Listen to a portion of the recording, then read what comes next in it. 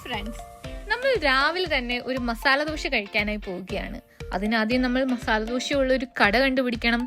അങ്ങനെ അവസാനം നടന്ന് ഞങ്ങൾ ആ കട കണ്ടുപിടിച്ചു ഗൈസ്. ഇന്ത്യൻ ടിഫിൻസിൽ മസാല ദോശ ഉണ്ടായിരുന്നു. സോ ഞങ്ങൾ മസാല ദോശയ്ക്ക് വേണ്ടി വെയിറ്റ് ചെയ്തു. അവസാനം നല്ല മൊരിഞ്ഞ മസാല ദോശ എത്തി ഗൈസ്. അങ്ങനെ ഞങ്ങൾ അത് തിന്നു തുടങ്ങിയപ്പോൾ എനിക്ക് അതിലെ മസാല അധികം ഇഷ്ടപ്പെട്ടില്ല. അപ്പോൾ എനിക്ക് തോന്നി എനിക്ക് ഗീ റോസ്റ്റ് ഓർഡർ ചെയ്താൽ മതിയായിരുന്നെന്ന്. പക്ഷെ സാരമില്ല, ഞാൻ അതെല്ലാം ശ്രീനിക്ക് കൊടുത്തു. ശ്രീനി അത് ഫുള്ളും തിന്നു. അവസാനം ഞങ്ങൾ വടയിലേക്ക് കിടന്നു. വട തിന്നപ്പം എനിക്ക് ആ മുരിഞ്ഞ ഭാഗം ഇഷ്ടപ്പെട്ടത്, ഉള്ളിൽ എനിക്കധികം ഇഷ്ടപ്പെട്ടില്ല. സോ ഞാൻ ആ മുരിഞ്ഞ ഭാഗം എല്ലാം തിന്നു. ബാക്കി ഞാൻ ശ്രീനിക്ക് കൊടുത്തു. പക്ഷെ ശ്രീനി തിന്നില്ല ഗൈസ്. അതുകൊണ്ട് ഞാൻ അത് അവിടെ വെച്ചിട്ട് ഞാൻ പോന്നു.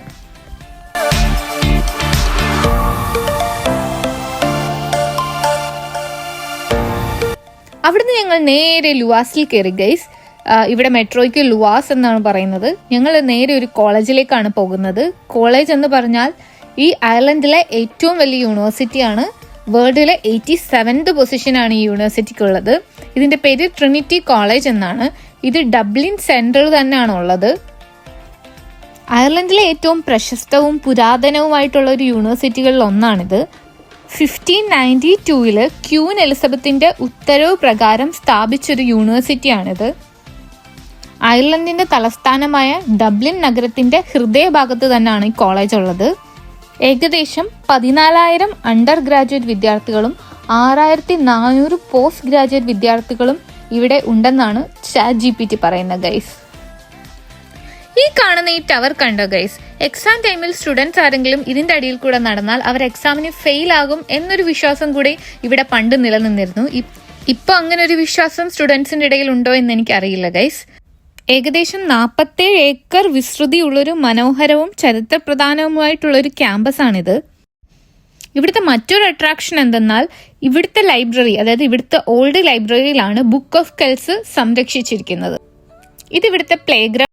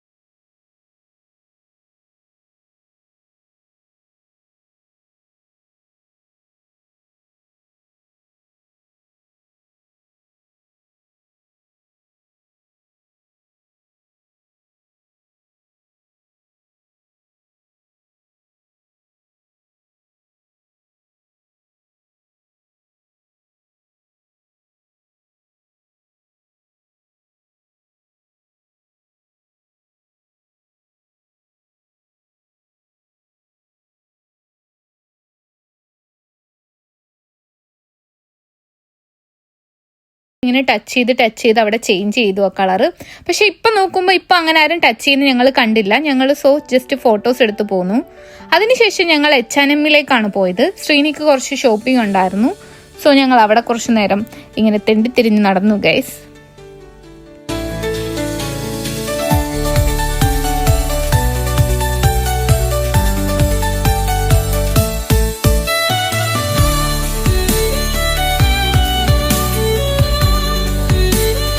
ഷോപ്പിങ്ങിന് ശേഷം ഞങ്ങൾ പിന്നെയും നടന്നുകൊണ്ടിരുന്നു. ശ്രീനി പറഞ്ഞു റോഡിൻ്റെ നടുക്കൂടെ നടക്ക്, ഫോട്ടോ എടുക്കാമെന്ന്. അങ്ങനെ ഞാൻ നടുക്കൂടെ നടന്നുകൊണ്ടിരിക്കുകയാണ് ഗൈസ്. അവസാനം ഞങ്ങൾ നടന്ന് എങ്ങോട്ടോ പൊയ്ക്കൊണ്ടിരിക്കുന്നു. ശ്രീനി പറഞ്ഞില്ല എന്നോട് എങ്ങോട്ടാ പോകുന്നതെന്ന്. നടന്ന് എൻ്റെ കാല് വേദനിച്ചു ഗൈസ്.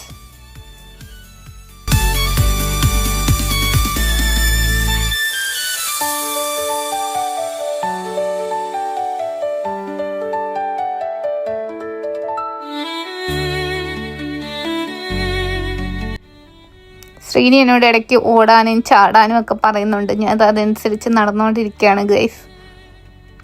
പെട്ടെന്ന് ഞങ്ങൾ നോക്കുമ്പോൾ റോഡിൽ കൂടി ഒരു കുതിര പോകുന്നു, കുതിര വണ്ടി. അവസാനം നമ്മൾ ആ സ്പോട്ടിലേക്ക് എത്തിക്കൊണ്ടിരിക്കുന്നു ഗൈസ്. ശ്രീനി എനിക്കൊരു സർപ്രൈസ് തന്നതാണ്. എനിക്കൊരു 16 Pro Max Sreeni wedding anniversary ഗിഫ്റ്റായിട്ട് വാങ്ങി തന്നു ഗൈസ്. ഞാൻ ശരിക്കും ഞെട്ടിത്തരിച്ച് നിൽക്കുകയാണ് ഗൈസ്, ചിരിക്കണോ കരയണോ എന്നറിയാണ്ട്.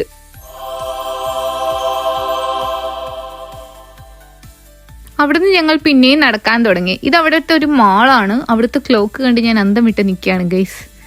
ഗിഫ്റ്റ് കിട്ടിയ സന്തോഷത്തിൽ ഞാൻ തുള്ളിച്ചാടി വീട്ടിലേക്ക് പോകുന്നു. ഇങ്ങനെയാണ് ഗൈസ് ഞങ്ങൾ ഡബ്ലിനിൽ ഒരു ദിവസം സ്പെൻഡ് ചെയ്തത്. Okay guys, bye bye.